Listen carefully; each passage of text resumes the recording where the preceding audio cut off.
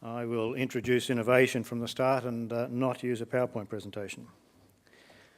I'd like to approach this topic from my perspective both as a Commissioner of the Independent Commission of Audit, as chaired by Costello, as Gary noted, as well as from my perspective of Chair of the Queensland Public Service Commission, sitting on the Public Sector Renewal Board, and having been therefore involved with my colleagues Gary Sturgis, Peter Shergold, and the heads of the Department of Premier and Cabinet, John Grayson, and Treasury, Helen Gluer, who I think you'll hear from tomorrow, in trying to drive reform renewal in the sector over the last, since this government was appointed and appointed the board.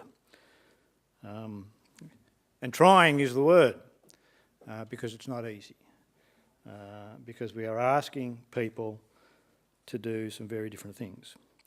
And I'm sure you'll pick up a flavour through my talk that I am an economist, that I do approach this from an economic perspective, but frankly I think that's valuable.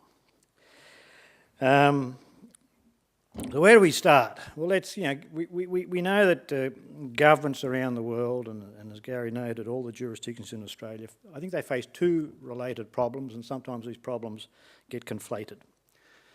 The first is how to balance the budget in the short term, say over the next 1 to 4 years. The second and much more important problem is how to keep the budget balanced over the longer term without drastically reducing the quantum or quality of services delivered. The first problem arose with the fiscal profligacy, global fiscal profligacy, that an extended period of strong economic growth fostered, abruptly ending with the resultant financial bubble burst in late 2000s and bringing about the Great Recession in 2008-9. Strong economic growth delivered strong revenue growth, and with the fiscal shackles removed, government spending increased with it, a large part of it being discretionary. As John Wanner notes in his background paper, discretionary spending constituted up to 80% of government spending in some countries, such as Australia. In Queensland, in the decade to 2005-06, revenues were growing at 10% per annum on average and expenses at 7% per annum on average, a happy place for a government to be. From 2005-06 to 2010-11, it reversed. Revenues grew at 7% per annum and expenses at 10% per annum, resulting in unsustainable deficits. And of course we realise the ability of governments to fund deficits has met its limits, because there are limits to government's ability to tax, particularly in states, and the size of the accumulated deficits that are to be funded by borrowing push past the risk tolerances of markets, leading to credit downgrades and subsequent increases in funding costs. Now you might ask, and people do ask, whether it matters that governments borrow and or run deficits, and whether it matters that credit ratings get downgraded. Well, as the Commission of Audit noted, in Queensland's case, the interest bill paid on accumulated general government debt rose from around 180 million in 2005-06 to 2.2 billion 7 years later, in 2012-13, a rate of increase of over 40% per year. And the bill is rising to around 2.5 billion in 2015-16. This is by far the fastest growing component of general government expenses, all of which must be paid from general revenue. The opportunity cost of this debt, an economic concept, but a very important one, the opportunity cost of this debt payment in terms of foregone government services not delivered is huge, but often not questioned. As for the credit downgrade Queensland incurred in 2009, the accumulated cost of the margin spread, that is the difference between a AAA and a AA rated borrower, has pushed past 330 million to date, and looks like increasing at about 150 million per annum per year going forward. This in a low interest rate environment, which will not last, and while the Queensland Government remains on negative credit watch. The cost of the credit downgrade alone will be more than $500 million by 2015. Again, what services could $500 million fund? So in its interim report delivered in June 2012, the Commission of Audit recommended the Queensland Government act quickly to stabilise the growth in debt and deliver a fiscal surplus. A surplus that met all operating expenses and all current and planned general government capital expenditure in the budget timeframe. In an accrual sense, an operating surplus sufficient to cover all CapEx. I hesitate to take any blame for this, but perhaps I am somewhat at fault. Perhaps the worst thing we ever did was move from a cash accounting basis in Queensland. Consequently, of course, a period of fiscal repair, what we call here in Queensland austerity, was implemented, culminating with a loss of around 14,000 public sector positions in a short period of time. Looking at the recent budget projections, the result of this fiscal repair is that the government has accomplished the astonishing feat of bringing around a turnaround whereby expenses that were growing at 10% per annum now show almost no growth within the current and forward estimates period. The rate of increase in expenses in this most recent budget was the lowest since 1998. An astonishing feat, but yet to be delivered. This was an abrupt and painful episode of fiscal austerity. It was, to some degree, indiscriminate, a blunt instrument, but it had to be done. The growth in debt will be stabilised at a significantly lower figure than originally anticipated. But let's not confuse fiscal repair or forced austerity with reform. It was cost-cutting, and in some instances, cost-cutting may well be inimical to productivity growth. But it has set the platform and focused the minds for large-scale reform of public service delivery that needs to deliver significant productivity increases. And this brings us to the second and more important problem, because as the Commission of Audit described, as governments around the world are finding out, the next 10 years will almost certainly not yield the revenue growth that the pre-GFC decade did. In Queensland's case, lower economic growth caused by declining interstate migration, an ageing population increasing demand for some services, slowing growth in Commonwealth tax receipts, which of course flow through to all the states, all put increasing pressure on the budget. The audit report produced the by now familiar chart, probably the first one I saw in the first intergenerational report produced by the Commonwealth Treasury, that showed that on a no policy change basis or on a business as usual basis, the expenditure gap manifest in a budget deficit would be the order of 3 to 4% of GSP by 2025 and rising to around 15% of GSP by 2050. Of course, we would not get to that position because neither markets nor the electorate will allow it. Credit downgrades and election losses would precipitate action through crisis management. Fiscal repair or forced austerity will come into play well before such apocalyptic scenarios emerged. And Queensland would very quickly find itself in the same position as last year, looking at equally draconian measures. But this is precisely the point. Governments today have the opportunity, as they always have, to calmly and with forethought plan now for a measured and reconsidered reform of the way services be delivered. The key message from the Audit Commission report is that business as usual is not an option.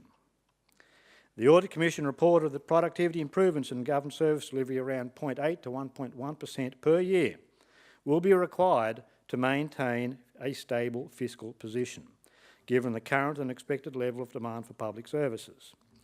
This is equivalent to reducing the unit cost of service delivery in 2050-51 by around 1/3 of what it would have been on a business-as-usual basis. That is a big ask. And it's not just Queensland. Work produced last year by Accenture in conjunction with Oxford Economics showed that by 2025, the expenditure gap across a range of countries will be between 1.5 and 5% of GDP, averaging around about 3%. In other words, the fiscal position of many countries on a business-as-usual basis is not sustainable. Accenture notes that the average annual productivity increase or increase in public sector efficiency required to bring about fiscal sustainability is about 1% each year. So it seems there is general agreement that ongoing efficiency and productivity improvement in the delivery of public services is necessary, and this is the challenge. But even here, there are voices of dissent. One prominent critic of the audit report dismissed the recommendations for sustained productivity improvements as wishful thinking. It's been tried before, on many occasions, and failed each time. Moreover, there was a good theoretical reason as to why, enunciated by William Baumel back in the 1960s, and now known as the cost disease. As an example, and one picked up by the local press, it's hard to get improvements, productivity improvements, out of a symphony orchestra. As our commentator smugly notes, it can only play so fast. Looked at another way, our modern orchestra has, say, 4 trombones. It doesn't really work to say to trombones 2, 3 and 4, bugger off, we're going to work trombone 1 harder and smarter. And so goes the argument. Many, if not most, public services are similarly delivered, and therefore it is impossible to get productivity improvements out of the public sector. Ergo, the Audit Commission was a waste of time. Even worse, and here is where the cost disease comes in, if wages are driven at the margin by productivity growth in other more flexible industries, then not only will productivity not rise in the public sector, but wages will, the result of an economy-wide labour market. So costs of public service delivery and of our Philharmonic Orchestra will also inexorably rise with no concomitant productivity increase. It all sounds too easy to simply accept the status quo with no other options, but to recommend the only solution is to increase taxes or cut services. This is simply wrong, because at a minimum there are benchmarks available that indicate that productivity can improve. The Commission of Audit is replete with examples where the private sector is demonstrably more efficient than the public sector at delivering the same services. Gary Sturgis has suggested that from what benchmarking and market testing data we do have, the average increase in productivity available to the sector is of the order of 20%. He goes on to say the following, and I quote, that a quarter of the national economy, that is the public sector, is capable of making productivity gains of that order over the short to medium term should be a national scandal. It isn't, end quote. We know a significant portion of public service delivery is already provided by the non-government sector, but even here, with better and more contestable outsourcing arrangements, we can prove efficiency. And if the above is debatable, the following fact is not. Some jurisdictions are better at some activities or are more productive on average. This suggests that simply by learning from each other, by picking up the best means of production, will yield benefits. On Commonwealth Grants Commission data, Queensland is 5% more costly in terms of service delivery than the national average, and 10% more costly on average than New South Wales.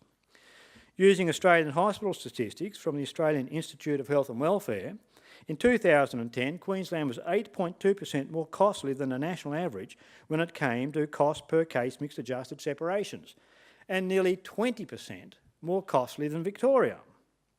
So without much thought about new delivery methods, simply adopting existing best practice should yield significant gains. But let's come back to the cost disease and test the underlying assumptions. I think we recognise that the basic structure of a Philharmonic orchestra is a given. Similarly with a troupe of actors delivering a play. But these are what an economist would call fixed coefficient production processes. The capital to labour ratio cannot change without a severe diminution of quality of output. To produce more output requires proportionally more of every input. Is this true for most public services? I don't think so. Is the doctor to nurse to equipment to administrator ratio for each patient in each medical service fixed? Is a given class size the only determinant of education quality? Do sworn police officers have to man speed cameras? Is there only one way to deliver the myriad of other services as mandated by the public sector? Again, I don't think so. This means that there are different, perhaps more flexible production processes to get the necessary outputs into the hands of the public who demand them. Asking what the taxpayer actually wants is probably a good start. Allowing the purchasers some say in what they get will probably help. Simply expanding current activity to cater for increased demand by doing things the way we currently do, as if the production processes were fixed, will simply drive us to an unsustainable fiscal outcome more quickly. This is what the Commission of Audit meant by its key theme. Business as usual is not an option. By all means, every jurisdiction should avail itself of the best practice in all activities as delivered by other jurisdictions or the private sector. This will bring about a one-time reduction in costs or increase in productivity. There is no excuse for not doing this, but this will not deliver a sustained increase in productivity growth. And given all jurisdictions are in the same long-run boat towards fiscal unsustainability, new and different methods of service provision are required. Perhaps the difference here is the following if I slip into public sector speak. It is commonplace in the sector to think of inputs through a production process as delivering measurable outputs. Outputs, we believe, have a predictable effect on achieving desired outcomes. Outcomes themselves are often hard to quantify. By adopting best-known production processes, say from other jurisdictions or the private sector, we get an increase in output per use of given inputs. This is a one-time rise in productivity. We can then think about changing and improving the production processes to get the same outputs for fewer inputs. Again, an improvement in productivity. This, I think, is what Gary referred to as the how. If this latter activity can be sustained, then we have ongoing productivity growth, but I suspect there are limits to how far any given production process can be pushed. So we come to the what. More radically, we can think about how we use our inputs to get better outcomes by delivering different outputs. This is harder, but it is true reform. For example, we might improve the operation of juvenile detention centres, perhaps by outsourcing to the private sector to reduce costs and get better productivity in terms of juvenile detention. Or we might incentivise an operator, while securely detaining juveniles, to undertake appropriate interventions or case management so that individuals are less likely to reoffend, with payment related to the rate of recidivism. How they do this need not be rigorously prescribed, leaving the design and the operation of the centre with the operator, but payment is by outcome, in this example related to the reduced rate of recidivism. Could a public sector operator be incentivised this way? I think it would be hard. Which brings me to the big question. Can the public sector, on its own account, radically reform? I think this is also very hard. We know that governments and the public sector exist to deliver outcomes when the market itself breaks down. Because of market failure arising from a variety of possible sources, the public sector of necessity fills the gap. But this creates the sector as a monopoly provider. With no competitive discipline from the market, the monopoly provider is not under constant external pressure to reduce costs and so to innovate. It becomes very hard for the sector to discipline itself on an ongoing basis. As Gary noted, it takes a crisis, and John Wanner in his background paper, it takes a crisis or a threat of crisis to precipitate action. Threats are harder than actual crises, but nonetheless. However, crises or their threats eventually dissipate, and the sector is very good at outlasting crises. Business as usual usually prevails. This is what led the Commission of Audit to recommend that much greater use of the non-government sector, NGOs, and the private sector in actually delivering services. It was recommended that the public sector become a facilitator rather than a doer wherever possible. If the public sector was accountable for ensuring that other non-government providers deliver outcomes promised by the government, it is less likely they will be captured by their own sweat equity in a particular way of delivering services. Of course, government providers will always have a key role in providing services that have large public good components where markets genuinely fail. But the range of services that fall into that category is surely much more restricted today than it was in the past, even the recent past. Advances in contracting practices, effective regulation and risk management mean that the non-government providers can with confidence be tasked to do more, especially if the public sector can direct its creative skills towards clever market design to ensure outsourced activities continue to be subject to cost competition and innovation, both to reduce costs and to yield better outcomes. The key here is that the public sector, which has always had an administrative approach, finds it hard to be at the same time commercial. What usually happens is that the commercial practices themselves become administrative and so fail to be commercial. And perhaps this is related to, as Gary noted, the public sector deals with other people's money, usually not its own.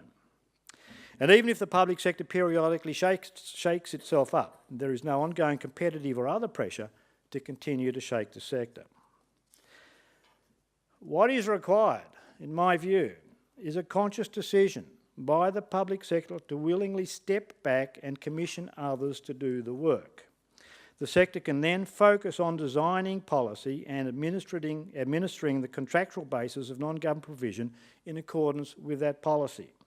The Commission providers can be constantly subject to competitive pressures in terms of quality, cost and the effectiveness of outcomes delivered. Competition will drive productivity growth through innovation. There are 60 recommendations in the Commission of Audit report designed to push the boundaries of public sector thinking when it comes to service delivery. These cover the entire gamut of government service delivery, all aspects of health and hospitals, aged care, education, vocational training, disability services, police services, corrective services and so on. There might be instances where more rather than less government involvement is required. For example, suppose all bus services in a given area were put to tender for private provision. It might make sense for the government to step in and buy all the depots so that none can be used as a source of monopoly power. Or if a currently government-provided service competes in a market with two private duopolists, it might make sense for the government activity to seed a third private player in the market to promote greater competition. Both these examples are what I would class as creative market design, something the public sector should become expert at. In the Commission of Audit, the Commission of Audit implementation in Queensland has now been combined with the public sector renewal process, which, as I noted earlier, was initiated in 2012, whereby agencies are being asked to fundamentally re-evaluate their reason for existence, asking themselves, or being asked to ask themselves the following questions. Who are our customers? What services have they been promised? And what is the best way of delivering on that promise? Beginning with and embracing the customer is important. Embracing contestability of service provision will drive much of this thinking. And here, perhaps I disagree with Gary's comment about we'll always have large government. Is it too far-fetched to imagine that the sector becomes so creative it actually works itself out of a job, at least in large part, facilitating the non-government sectors to pick up the delivery load while maintaining and improving quality and value for money? To me, that would be a measure of success.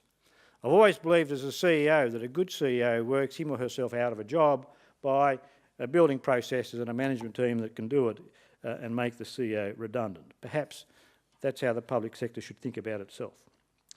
Engaging in further program cutting, zero-based budgeting or other measures to reduce inputs and therefore reduce costs might not be the best way to go if we do not have a clear idea of what is the best way of delivering services to the public. Agencies need to fundamentally exist to address the question why they exist and what they should do. Now, my experience over the last 12 to 18 months as we dive into this endeavour, the challenges become apparent, and challenges, of course, can impede progress. So let me address the difficulties that I'm sure we're all aware of. First are the capacity and capability constraints within the sector. Moving from doing to facilitating and overseeing requires different skill sets and capabilities which have been poorly developed, if at all, in the past. Queensland has committed to buy, borrow and build the requisite skills in procurement, contract negotiation, contract management and innovative market design to progress its agenda. It's also become apparent that the capability of the non-government sectors need improvement. It would seem that although willing, the NGOs and the private sector are still building capability and capacity and could not take the extent of government outsourcing that could emerge. Growing capability will be a joint endeavour. Equally important, and this applies to the public sector, is creating the capacity to think about, plan and implement change. In an austerity environment, it is easy for agencies to say we simply don't have the resources. But really, in a sector with around 220,000 people, as in Queensland, one in which performance management has not been exercised for decades, is it really credible that people or funds cannot be found or released from other duties to undertake the task? If we do not create the capacity to seriously think about reform, then it will be relegated and squeezed into business as usual activities, as I think we are seeing in part in Queensland. Business as usual reform is an oxymoron. Thirdly, we are discovering that we really don't know how to specify many of the outcomes and the outputs that deliver these outcomes with sufficient clarity to build contracts around them. This is not an excuse for not introducing contestability and outsourcing if it comes to that, nor is it a reason not to engage in recommissioning services already outsourced. But it is an indication of just how poorly defined many current in-house activities are if they cannot be quantified. If they cannot be quantified, how can we ever measure productivity or value for money? And here, I think, is an area where ANZSOG can help significantly contribute to help define and build the tools that enable us to measure the compendium of services that are currently provided by the public, or to the public.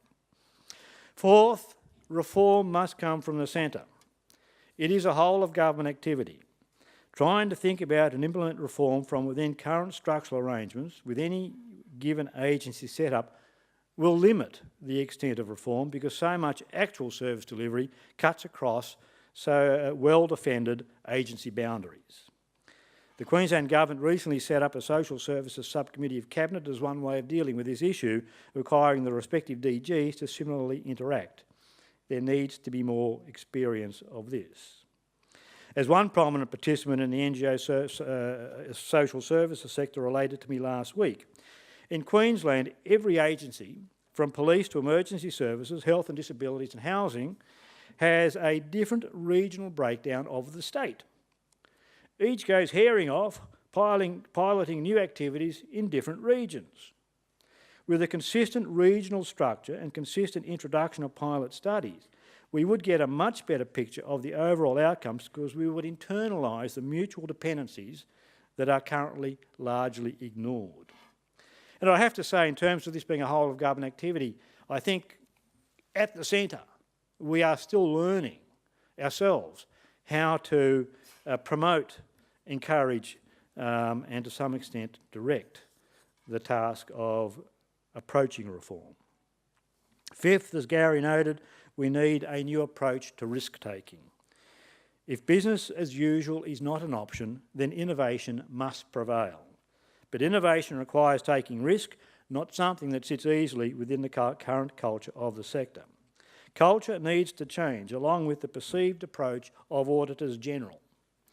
I'm not advocating abandoning risk management because at the same moment, so little risk is taken, there is little to manage. I am advocating the development of a risk framework that encourages sensible risk-taking, and it would be helpful if auditors general provided guidelines on sensible managed risk-taking that allows, under very clear circumstances, for the prospect that an innovation might not work. More generally, and more importantly, we must actively prepare the minds and hearts of the sector to embrace a culture of reform. If all public sector employees do not accept the need for reform, they will not actively participate and may well passively resist. While it's vital to have the CEOs and senior management on board, which I think we largely have in Queensland, we also need the hearts and minds of the people at the coalface. This requires a massive change in culture and values.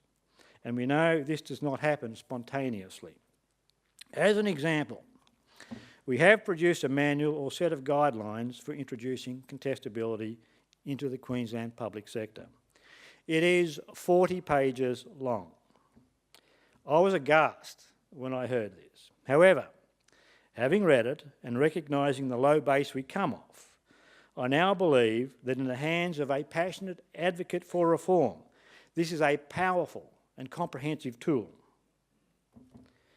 But in the hands of someone not committed to or passively resisting reform, it is 40 pages of reasons why contestability cannot and will not work.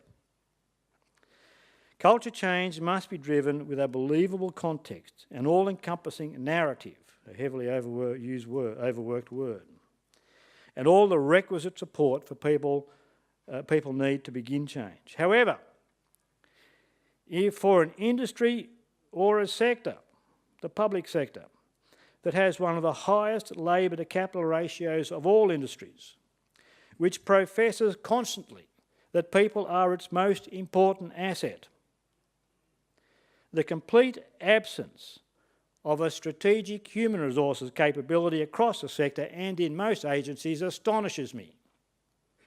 How will we effect the necessary change to bring about sustained productivity increases and enhance value for money outcomes if we cannot equip our people to do so? I still see little evidence, in Queensland at least, that we've made much progress in this direction, and it must occur now. If it doesn't, all the measures we peddle about reform, all the processes we push out to encourage reform will be seen to be just that. New processes to be put alongside all the others we have dreamed up over the years. The Commission of Audit offered around 30 recommendations on simplifying and streamlining the Queensland public sector, as well as promoting flexibility and mobility. But these qualities are prerequisites for cultural change. They do not themselves promote it. It must come from within.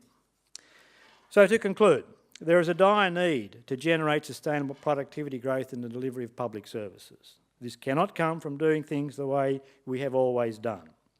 Short-term gains to be had by adopting best practice from other jurisdictions and the private sector, gains that could already have been captured, should be addressed.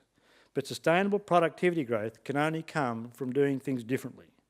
This requires a fundamental introspective analysis of why the sector exists at a whole of government level and at each agency level, and a search for the best way to deliver the defined services. Moving from a doing role to a facilitative role will be a good start. This will not be easy, and the many challenges need to be addressed along the way. The public sector needs to be prepared to embrace and chase change to deliver productivity growth, and I think ANZSOG has a very important role in helping lead that chase. Thank you very much. I was going to ask Doug, I mean, he commented on something that was pretty close to my heart from my time at the Productivity Commission and chairing the Government Services Review, and that is we are in a federation, and one of the great values of a federation is learning across jurisdictions about how to do things better. The Government Services Review was really intended to be a resource for that, but I'd be interested in your views about to what extent that's happened in Australia, because my impression is, you know, that there's still great opportunities there when you look at the variation in the indicators and performance across Australia.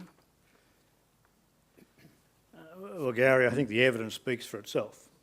Had it been used, and had jurisdictions been borrowing, unashamedly borrowing from each other, then of course there would be no discrepancies. Now, I know that's hard. I mean, one of the challenges in the Charter for the COAG Reform Council was to try and identify best practice.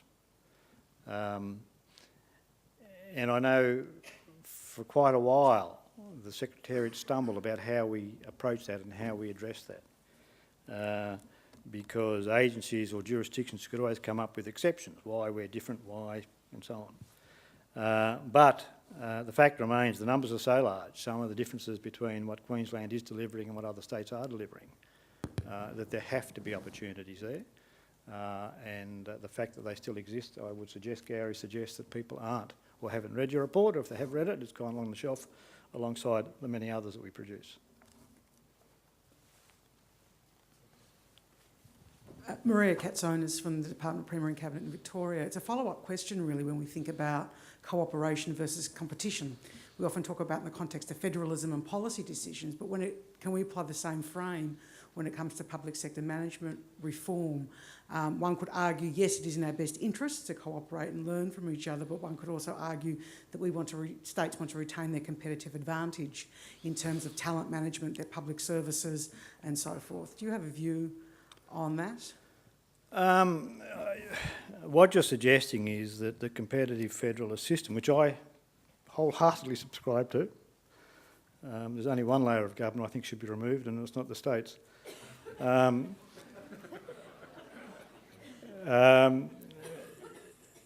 the federalist system could be a catalyst for competition. Competition would drive innovation. Innovation would drive new ways of doing things, and costs would go down.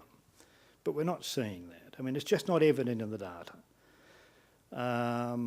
So I suspect that's not a powerful enough incentive to drive change. I mean, at a minimum, as I suggested, I think that's kind of the low-hanging fruit, just picking up the production process that we know about and exist and moving forward. WA, for example, has reformed how they manage grants by centralising a database in the finance department and making it easier for agencies and NGOs in particular who might be putting in 50 submissions a month to actually consolidate what they do and reduce their costs in terms of applying for grants. In Queensland, one of the recommendations of the audit report was we need a simplified grant submission process. It will benefit the sector, it will benefit the NGOs. But we haven't done that. We didn't do that. So why haven't we done that? It's there. So again, for competition to drive innovation as it's supposed to do, I think it needs to be more in your face. It needs to be closer to the coalface. And having competition, relying on competition at, say, the federalist level, at the jurisdictional level, I think is too diffuse for the people at the coalface to actually say, well, I know they're doing something differently somewhere else and I'm going to copy that because it's in my interest to do so. So I think we need more.